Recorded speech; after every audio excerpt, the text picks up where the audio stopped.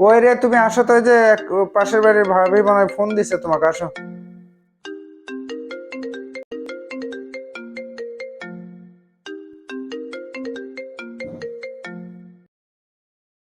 হ্যাঁ, হ্যালো ভাবি। হ্যাঁ ভাবি, ওই আমার ফ্যানের নাট একটু ঢিল হয়ে গেছে তো।